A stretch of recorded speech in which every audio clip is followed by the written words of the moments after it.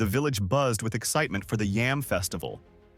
At the center of preparations, Ogayway wove the ceremonial basket, its golden fibers forming symbols of prosperity, protection, and success. Ayak sat beside him, tracing the intricate patterns. These symbols, they're meant to bring the Yam Queen good fortune, aren't they? Ogayway smirked. That depends. Do symbols bring fortune or does belief? Ayak rolled her eyes. Here we go again. If symbols bring fortune, then they must also bring misfortune when used wrongly. Ogayway chuckled. Exactly. And that is the trap.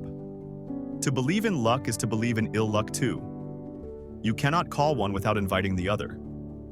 Ayak frowned. What do you mean? Ogayway leaned forward. Imagine a man who wears a charm for good luck in trade. One day he loses it. What happens? He panics, Ayak said. And what does that panic create?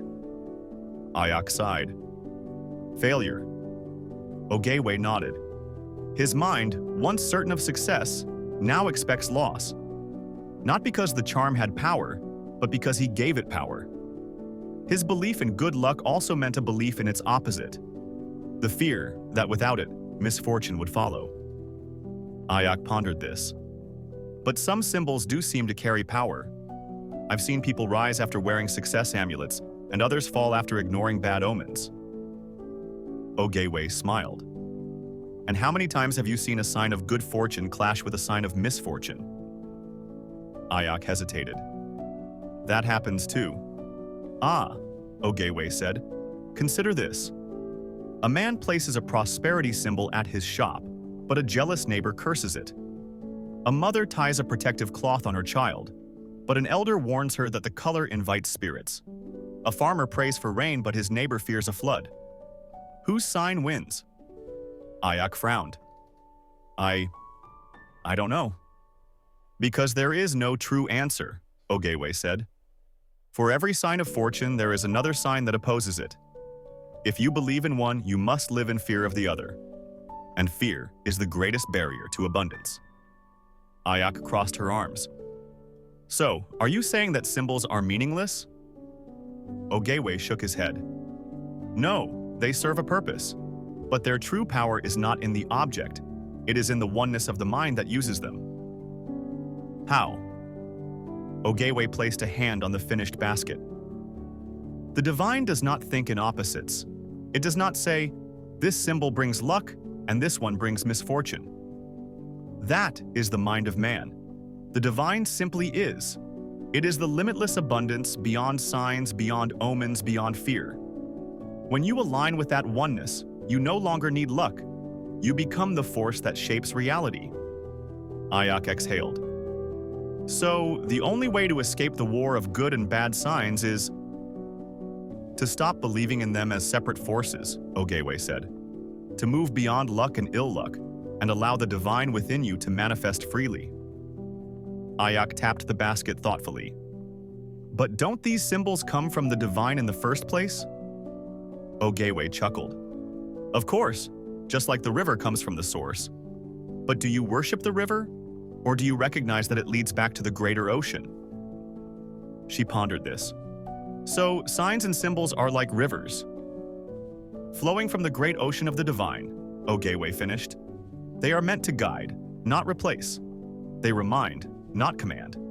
The problem arises when people stop at the river and forget to look beyond. Ayak narrowed her eyes. But what if someone uses a symbol with full awareness of the divine?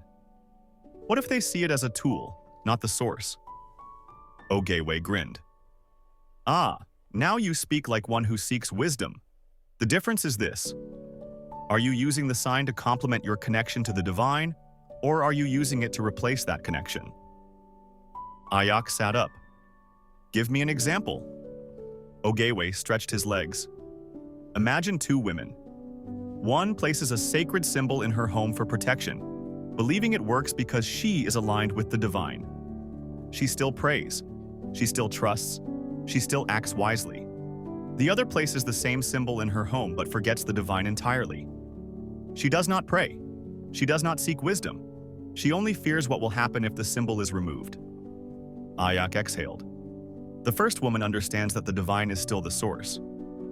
Ogayway clapped his hands. And the second woman has trapped herself in dependency. She does not rely on the divine. She relies on a carved object. Ayak nodded slowly. One is in partnership with the divine.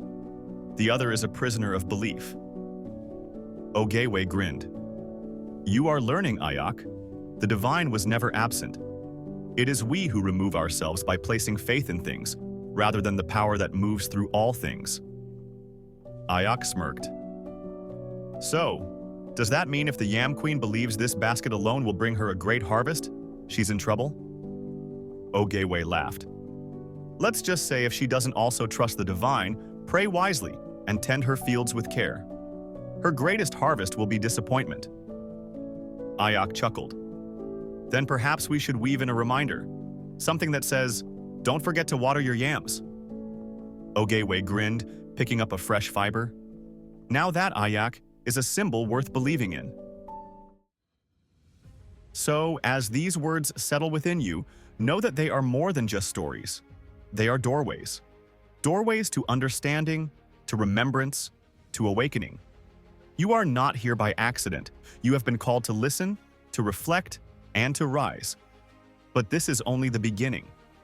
The journey ahead is vast, filled with mysteries yet to unfold. With each story, a new key is placed in your hands, unlocking the depths of your being. Will you dare to step forward?